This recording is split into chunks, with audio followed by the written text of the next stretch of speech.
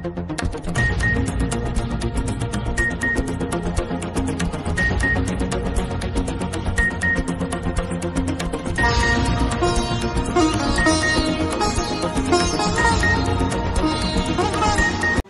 থেকে উচ্চ মাধ্যমিক পরীক্ষা সূচনা হলো সমগ্র রাজ্যে, ব্যতিক্রম নয় জেলা পর্যায়েও। কাউন্সিলের নিয়মকানুন মেনে চলে স্কুল কর্তৃপক্ষ পরীক্ষা আয়োজন করছে। করিমগঞ্জ সরকারি উচ্চ মাধ্যমিক বিদ্যালয়ের সামগ্রিক পরিবেশ মিডিয়ার ক্যামেরায় বন্দী।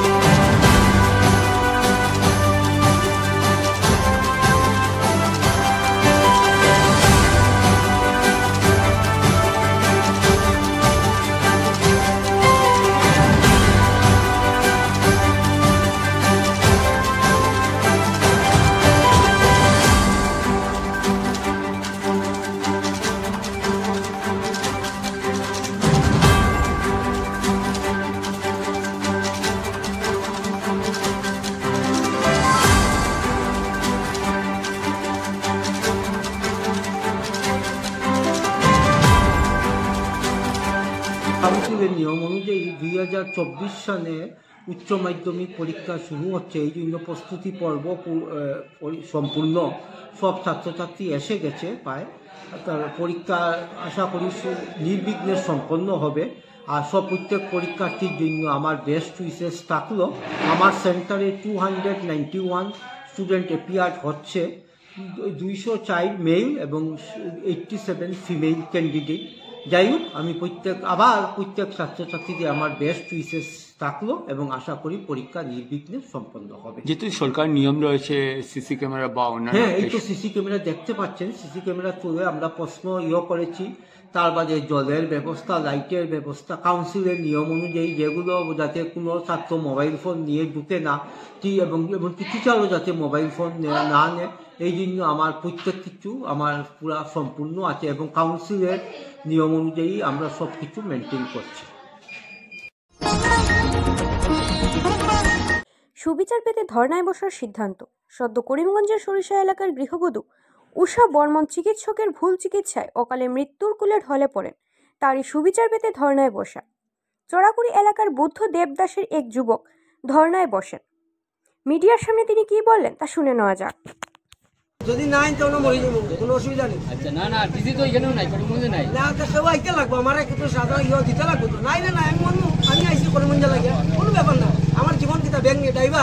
আরে এমনি তো মরি যাবো, আজকে রাতে তো মরি যেতে পারি, মানুষ লাগে মরি না, নেতা নেতা কইয়া লাভ নাই, যে মরি অরিজিনাল মানুষ লাগে মরো না, হতা করিম বঙ্গা করিয়া আমার ও বেটিয়া কইছে ওটা প্রবলেম হইব, আমি বাইরে উঠছি না, আমার ছেলেও ডাক্তারে মারছে, করিমগঞ্জ সিভিল কেনে বারবার।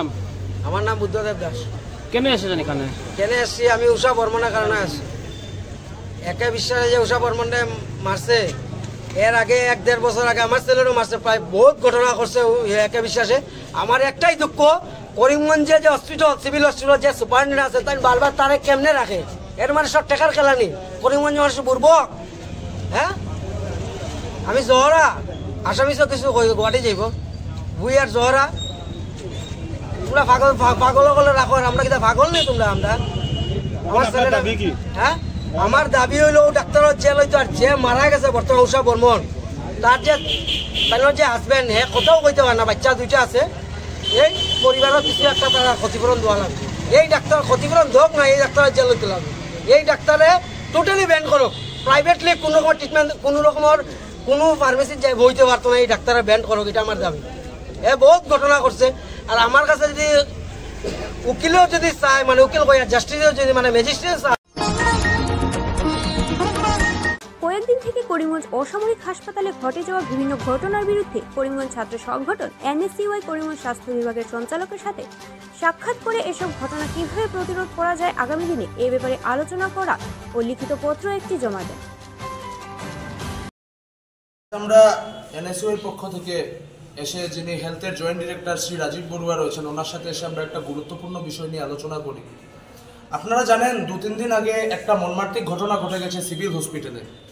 সিভিল হসপিটালের ঘটনা হচ্ছে গিয়ে ডক্টর একে বিশ্বাসের এক ট্রিটমেন্টে থাকা এক রুগী, যিনি এসেছিলেন বন্ধ্যাত্বকরণ করাতে, এসে দেখা গেছে উনি মৃত্যুবরণ করেছেন সরিষার উষা বর্মন নামের এক রুগী। তো কথাটা হচ্ছে আজকে হসপিটাল মানুষ কেন আসে? সুস্থ হওয়ার জন্য আসে। আজকে ডাক্তারের কাছে মানুষ কেন যায়? যাতে সে যাতে বেটার ফিল করতে পারে, সেই জন্য মানুষ ডাক্তারের কাছে যায়। এখন একটা ডাক্তারের হাতে যদি একটা রোগীর যদি লাইফ যদি সিকিউর না থাকে, যদি তাহলে এরকম ডাক্তার সিভিলে থাকার থেকে না থাকা ভালো বলে আমরা জয়েন্ট ডিরেক্টরকে স্পষ্ট জানিয়েছি। আর তথাপি আমি জয়েন্ট ডিরেক্টরের সাথে কথা বলে যেটা জানতে পারলাম, এখানে মানে সাফিসিয়েন্ট ডক্টর নেই, সাফিসিয়েন্ট মানুষ নেই। আর বিজেপির তাবর নেতারা তারা বড় বড় কথা বলতে ব্যস্ত, জেলা সভাপতি বড় বড় কথা বলতে ব্যস্ত, স্বাস্থ্যমন্ত্রীর জয়গান দিতে ব্যস্ত, মুখ্যমন্ত্রী জয়গান দিতে ব্যস্ত, কিন্তু এই গভর্নিং বডির চেয়ারম্যান রয়েছেন একজন বিধায়ক, পাথারকান্দির মাননীয় বিধায়ক কৃষ্ণেন্দু পাল মহাশয়, বড় বড় কথা বলতে ব্যস্ত। উনি বড় বড় কথা বলতে ব্যস্ত। লজ্জা হওয়া উচিত আপনার লজ্জা হওয়া উচিত। আপনি সিভিলের গভর্নিং বডির চেয়ারম্যান, আর আপনার সিভিলেই মানুষ নেই, যেটা বলছেন আপনার জয়েন্ট ডিরেক্টর। লজ্জা হওয়া উচিত আপনার। আপনি বিধায়ক হয়ে বড় বড় কথা বলছেন বিধানসভায় গিয়ে, হ্যাঁ বিজেপির নেতারা জেলা সভাপতি থেকে আরম্ভ করে সবাই মিলে কংগ্রেসের কালচার নিয়ে কথা বলেন, যে কংগ্রেসের সময় স্বাস্থ্য বিভাগের উন্নতি ছিল না, তখন স্বাস্থ্যমন্ত্রী কে ছিল? আপনাদেরই মাননীয় মুখ্যমন্ত্রী, যাকে আপনারা নিয়ে একদম নাচানাচি করছেন বিধানসভায়, হেমন্ত বিশ্ব শর্মা মহাশয়। এখন তো আরও বাজে অবস্থা। জয়েন্ট ডিরেক্টর নিজে বলছেন, আমরা জয়েন্ট ডিরেক্টরকে জিজ্ঞেস করেছি যে আপনি উপরে জানিয়েছেন কিনা, উনি বলছেন আমি জানিয়েছি, but no action has yet been taken from the higher authority.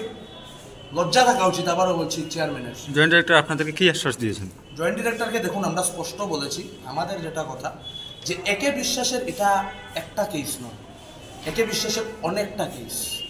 একে বিশ্বাসের মতো ডক্টর আমাদের সিভিলে চাই না। উনি বলেছেন এনকোয়ারি কমিটি হবে, এনকোয়ারি কমিটি উনি বসিয়েছেন, কি হচ্ছে PM রিপোর্ট আসা বাকি, রিপোর্ট এখনো উনি পাননি। উনি পেলে সবার ভালো। শোনো শোনো ভোজন রসিক, শোনো মন দিয়া, ঝাঁঝের স্বাদে রান্না করো লং তরাই দিয়া। ইলিশ সর্ষে পোস্ত বাটা যেমন ইচ্ছে নাও, মালাই চিংড়ি মাংস কষা চেটে পুটে খাও, আহা চেটে পুটে খাও, আহা চেটে পুটে খাও। লং তরাই কাচ্চি ঘানির সর্ষে তেলে টেস্ট, যে খাবে সেই বলবে লং তরাই বেশ। লং তরাই সর্ষের তেল, ঝাঁঝে স্বাদে তোমাকে চাই। আহা লং তরাই বেশ, আহা লং তরাই বেশ। স্বাস্থ্য পরিষেবা ক্ষেত্রে করিমগঞ্জ মা তারা হেলথ কেয়ার বিশেষভাবে সুনাম রয়েছে। দক্ষ চিকিৎসকদের নিয়ে এনে রোগীদের চিকিৎসা সেবায় রত প্রতিষ্ঠান কর্তৃপক্ষ।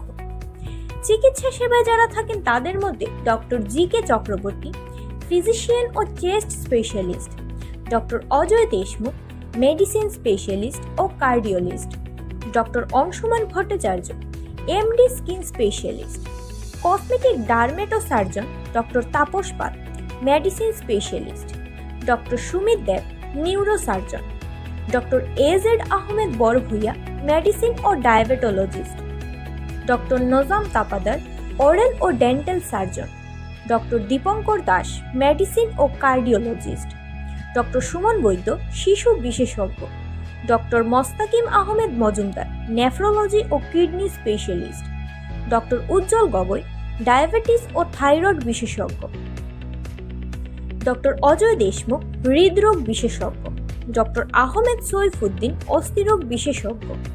চিকিৎসকরা এখানে রয়েছেন। এছাড়া সব ধরনের ঔষধ পাওয়ার ব্যবস্থাও রয়েছে।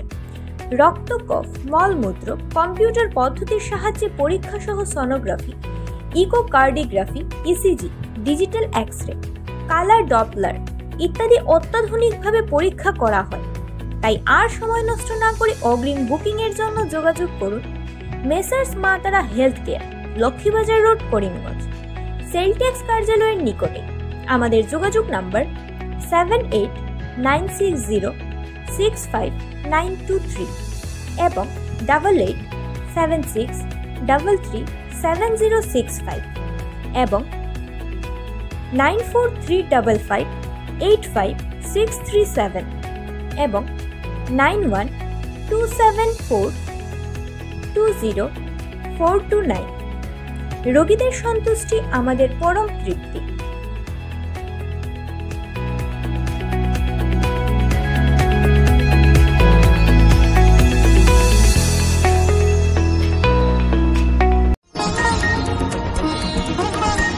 তলিয়ে গেল গৃহবধূ, তদন্তে বাজারে ছড়া পুলিশ সহ এসডিআরএফ।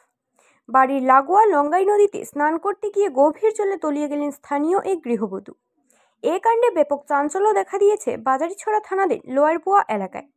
পরে স্থানীয় পুলিশের সহযোগিতায় উদ্ধার কার্যে নামে এসডিআরএফ বাহিনী। চাঞ্চল্যকর এই ঘটনাটি সংঘটিত হয়েছে রোববার সকালে। জানা গেছে, এই দিন লোয়ারপুয়ার 18 নং লাইনের কানাইলাল রবিদাসের 35 বছর বয়স্ক স্ত্রী গায়ত্রী রবিদাস অন্যান্য দিনের ন্যায় লোয়ারপুয়া মোটর স্ট্যান্ড সংলগ্ন স্থানে লঙ্গাই নদীতে স্নান করতে নেমে পা পিছলে নদীর গভীর জলে তলিয়ে যান বলে ধারণা করা হচ্ছে। পরে তিনি যথাসময়ে বাড়ি না ফেরায় পরিবারের লোকেদের মধ্যে উৎকণ্ঠা ছড়ায়।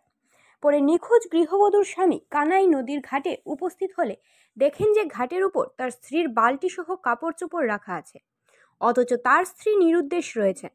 পরে বিষয়টি জানাজানি হলে স্থানীয়রা নদীতে নেমে নিখোঁজ গৃহবধূর খোঁজ খবর করেও তার কোনো সন্ধান পাননি। পরে খবর পেয়ে তদন্তে নামে বাজারিছড়া থানার পুলিশ। শেষে উদ্ধার কাজে নামানো হয় জেলা দুর্যোগ মোকাবিলা বিভাগের এসডিআরএফ বাহিনীকে। তারা সেখানে পৌঁছে দীর্ঘ কয়েক ঘন্টা নদীর জলে নেমে নিখোঁজ মহিলাকে উদ্ধারের জোর চেষ্টা করলেও এই দিন সন্ধে পর্যন্ত এই মহিলার কোনো হদিশ পাওয়া যায়নি। ধারণা করা হচ্ছে উক্ত হতভাগ্য মহিলাটি আর বেঁচে নেই। তার নিথর দেহ হয়তো নদীর গভীরের কোন ঝোপঝাড়ে বা পাথরের তলদেশে ফেসে রয়েছে। এইদিকে এ কাণ্ডে স্থানীয় অনেকেই জানান যে ওই ঘটনাটি এলাকায় ডি বাবা ঘাট নামে পরিচিত। এখানে বিগত কয়েক বছর স্নান করতে নেমে বহির্রাজ্যের এক মোটর চালক সহ বিভিন্ন বয়সের প্রায় 7 জনের সলিল সমাধি ঘটেছে। প্রতিটি ক্ষেত্রে পরদিন বা দুদিন পর লাশ পাওয়া গেছে নদীর নিচের বাঁক সমূহে। এখানে কোনো অপদেবতার ছায়া বিরাজ করছে বলেও অনেকের ধারণা। তবে সচেতন মহলের কথায় উক্ত ঘাটের নিচে রয়েছে প্রকাণ্ড প্রকাণ্ড পাথর, পাশে রয়েছে গভীর জল। এখানে স্নান সকাল আনুমানিক ধরো 6টার সময় আমরা 18 নম্বর গ্রামের মেয়ে লোক আর কি কানাইলালের বউ গায়ত্রী রবিদাস সকালে এসে নদীর ঘাটে স্নান করার সময় হঠাৎ দেখা যায় কাপড় চোপড় তার উপরে, কিন্তু মানুষের বার্তা নেই। বড় দুঃখের সঙ্গে কইতে লাগে আর কি, কারণ তার 2টা ছেলে এক মেয়ে আছে, ওখানে এটাও ধরো নাবালিক কইতে গেলে। ওটাই ঘটনাটা শুধু আজকে হয়েছে না, এর আগেও বাক্কা কয়েকটা ঘটনা, অন্ততপক্ষে আমাদের দেখা 4-5টা ঘটনা এই ঘাট হইয়া আছে। এই ঘাটটা কোন জায়গায় পড়ছে? ওই ঘাটটা 18 নম্বর লাইনও নদী, লঙ্গাই নদীর ঘাট ওটা, ডিবাবা ঘাট। ডিবোবা ঘাট ওটা নাম, এমনি লোকের নাম মানুষের ডাকুন আর কি ডিবোবার ঘাট। তো ওখান কি উদ্ধার কার্য চালানি অন্য? এখন উদ্ধার কার্য টিআরএফ টিম আইছে, উদ্ধার কার্য চলে, দেখা যাও কি তা। এর আগে কি তার লোকাল মানুষে দেখছেন? এর আগে লোকাল মানুষে ওটা বাঁকার সময় খোঁজাখুঁজি করলো আর কি, পাইছে না। মহিলা বয়স কত? মহিলার বয়স আনুমানিক 40-এর কিনা, 35-40। সকালে পূজা করার লাগি, জোরের লাগি আইসে নদী স্নান করার লাগি। আর স্নান করাতে আইসে, আর আমি তো যেতাম আছি 20 নম্বর। যাওয়ার সময় কইছি যে কত সময় এগুলো গিয়ে তোরা দেখিলাই নদী, পুরো নদী তাইয়া দেখলাম উপরে থাকিয়া বট গাছরণ থাকিয়া, তো মানুষ দেখি আর না, খালি কাপড় আছে, বালতি আছে, সাবান আছে, কলগেট ভরা সব কিছু আছে, মানুষ নাই। এর বাদে আমি লোকের উপরে দৌড়িয়া ডাকলাম, দৌড়িয়া ডাকিয়ে আনলাম, পদে তারে আনিয়া আমি দৌড়িয়া গেলাম ঘরো তারার বাচ্চারা ডাকিয়ে আনলাম। আইয়া দেখি না কেউ না, একবারে তারা দৌড়লাম সে কাপড় খুলিয়া, আর সব মানুষ আইলাম ঘরে থাকিয়া, এই সময় থাকি চলে আর খুঁজিয়ে মিলে। তো থানারে খবর দিয়েছেন? এর বাদে তো বাপুরে কইলাম, ডাক দিলাম, তো তাইনও গেল। যাওয়ার পরে তো তাইনে কইলাম যে আমি কিতা করি, এখন তো কোনো লাইনের টাকা কিতা করি। তারপরে তাই বলে ঠিক আছে, আমি ফোন করি, স্যারে ফোন করি থানা স্যারে আইয়া দেখিয়া গিয়া আমার জিগাইলা, আমি কইলাম, কোয়ার পরে তাই দেখিয়া গিয়া ওখান কে খুঁজার? SDRF নি পাইছে না? কি নাম আপনার? কানাইলাল রবিদাস। আর যে জল পড়ছেন তার নাম? গায়ত্রী রবিদাস। আপনার কি হয়? আপনার কে তাই? আমার পরিবার। চুরিকৃত 28টি মোবাইল হ্যান্ডসেট সহ এক মেকানিক আটক পাথারকান্দি পুলিশের জালে। চুরিকৃত 28টি মোবাইল হ্যান্ডসেট সহ এক মেকানিক ধরা পড়ল পাথারকান্দি পুলিশের পাতা জালে। ধৃতের নাম শাহজাহান আহমেদ, পিতার নাম আবুল হোসেন, বাড়ি স্থানীয় জকিয়ালা গ্রামে। এই কাণ্ডে পাথারকান্দি থানার ইন্সপেক্টর ওসি দীপক দাস জানান যে গোপন খবরের ভিত্তিতে শুক্রবার রাতে উল্লেখিত ব্যক্তিকে বিনোদিনী বাজার স্থিত তার মোবাইল রিপেয়ারিং সেন্টার থেকে আটক করা হয়। পাশাপাশি তার দোকান থেকে 28টি চুরিকৃত অ্যান্ড্রয়েড মোবাইল হ্যান্ডসেট সহ তার নিজস্ব একটি ল্যাপটপ জব্দ করে পুলিশ। জব্দকৃত ল্যাপটপে সে বিভিন্ন মোবাইলে লক প্যাটার্ন পাসওয়ার্ড খোলার অ্যাপস ব্যবহার করছিল বলে পুলিশের প্রাথমিক তদন্তে ধরা পড়েছে। এই মেকানিক মোটা টাকার বিনিময়ে বিভিন্ন চুরিকৃত মোবাইল সেটের লক খুলে চোরদের সহায়তা করে আসছিল বলে অভিযোগ রয়েছে। সমূহ অভিযোগের ভিত্তিতে তাকে পুলিশ আটক করে পরে ধৃতকে রাতভর থানায় আটকে রেখে টানা জেরার পর শনিবার তাকে জেলা CGM আদালতে সোপর্দ করা হলে মহামান্য আদালতের নির্দেশে তার ঠাঁই হয় সংশোধনাগারে। পুলিশের এই হেন অভিযানে সন্তোষ প্রকাশ করেছেন এলাকার সচেতন মহল।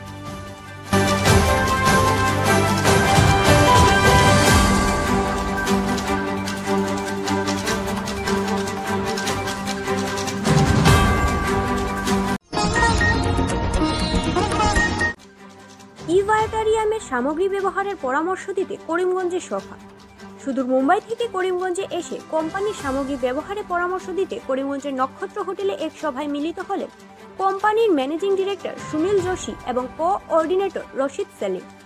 প্রায় শতাধিক পুরুষ মহিলার উপস্থিতিতে সুনীল যোশী এবং রশিদ সেলিম দুজনেই তাদের কোম্পানির সামগ্রীর গুণাবলী সম্পর্কে বিস্তারিত উপস্থিত সকলকে অবগত করেন। তাছাড়া এই দিন কোম্পানির পক্ষ থেকে অতিথি হিসেবে বাপন নমসূদ্র সহ বেশ কয়েকজন ব্যক্তিকে ফুলের মালা দিয়ে বরণ করেন কোম্পানির প্রতিনিধিরা। অন্যদিকে ইভাটারিয়ামের কোম্পানির প্রতিনিধি রশিদ আহমেদ এই কোম্পানির সামগ্রী সম্পর্কে বিস্তারিত তুলে ধরার পাশাপাশি তাদের সঙ্গে যোগাযোগ করলে এই কোম্পানির সামগ্রীগুলো আপনারা নিতে পারবেন তাও উল্লেখ করেছেন। তারা হলেন হোসেন আহমেদ, কামাল উদ্দিন আহমেদ, নজরুল ইসলাম, রশিদ আহমেদ। তাছাড়া নিচে দেওয়া আমাদের স্ক্রিনে তাদের যোগাযোগ নাম্বারও দেওয়া রয়েছে। আমাদের রোগের নিরাময়ের জন্য, রোগ নিরাময়ের জন্য অত্যাধুনিক যুগে, ডিজিটাল যুগে আমাদের অনেকেই আমরা গৌরবান্বিত হই। We are proud of you, sir. We are proud of you. We feel proud for you. এখন আমি হোসেন স্যারকে অনুরোধ করব আমাদের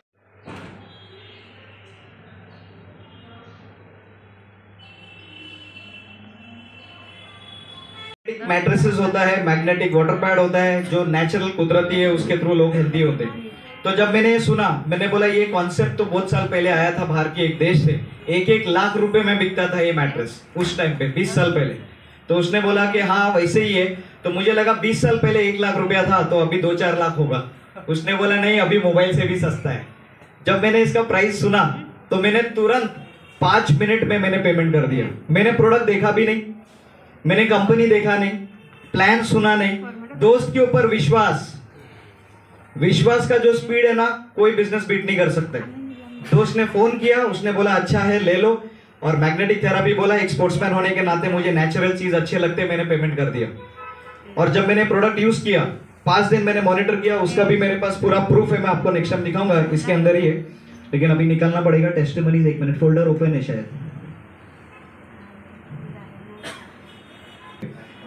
जब मैंने प्रोडक्ट यूज किया 5 दिन, मेरा नींद जो था 6-7 घंटे के बीच में आता था, और गहरी नींद 1.5 घंटे का था। जब ये प्रोडक्ट आया मेरे पास और मैं सोया, तो मेरा नींद जो था, जो 6-7 घंटे का होता था, वो लगभग 8 घंटे का हो गया, और गहरी नींद जो है मेरा, जो 1.5 घंटे का होता था, वो 3.5 घंटा गया। मैं जो स्पोर्ट्स वॉच पहनता हूँ, मोबाइल से कनेक्टेड है, इसमें पूरा दिखता है कितना देर सोता भी हूँ। तो मैंने देखा कि मैट पे सोने के बाद 2 घंटा ज्यादा गया।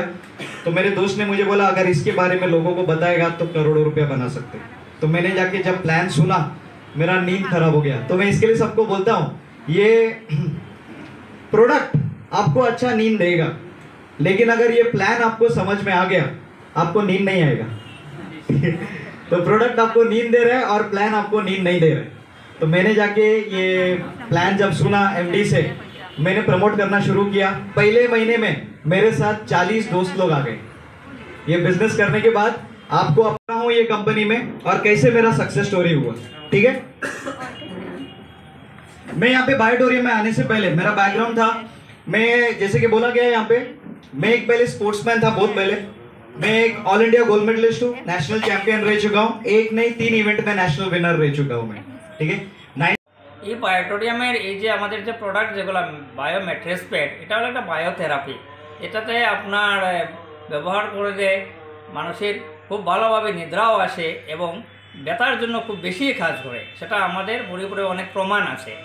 এই জিনিসগুলা, এই প্রোডাক্টগুলা পাওয়ার জন্য আপনারা আমাদের সঙ্গে যোগাযোগ করতে পারেন। সর্বপ্রথম হুসেন আহমেদ স্যার, ওনার সঙ্গে যোগাযোগ করতে পারেন।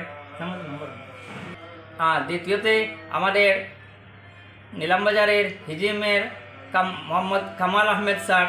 তৃতীয়তে আমার প্রিয় বন্ধু বাপন্ন মসুদ্র, এবং ৪র্থ নম্বরে আমার লামাবাদুরপুর হাই স্কুলের প্রিন্সিপাল নজরুল ইসলাম স্যারের সঙ্গে যোগাযোগ করলে আপনারা এই প্রোডাক্টগুলো পেয়ে যাবেন। এটার হেড অফিসটা কোন জায়গায় আছে? এটা হেড অফিস আপনার মুম্বাইতে আছে, এটা হেড অফিস। এই আমাদের যে কোম্পানি, সেটা হলো একটা ই বায়োটোরিয়াম কোম্পানি। এই বায়োটোরিয়াম কোম্পানিতে যে আপনার যে প্রোডাক্টগুলো আছে, এই প্রোডাক্টগুলো আমাদের শরীরে যে রক্ত চলাচল করে, সেটাতে অত্যন্ত স্পিড এবং অত্যন্ত ভালো করে। আর আমাদের যদি শরীরে রক্ত চলাচলটা ভালো হয়ে যায়, তাহলে আমরা শারীরিক অবস্থা দিয়ে অনেক দুর্বলতা থেকে সবল হয়ে যাই এবং সব রোগ আমাদের শরীর থেকে মুক্ত হয়ে যায়।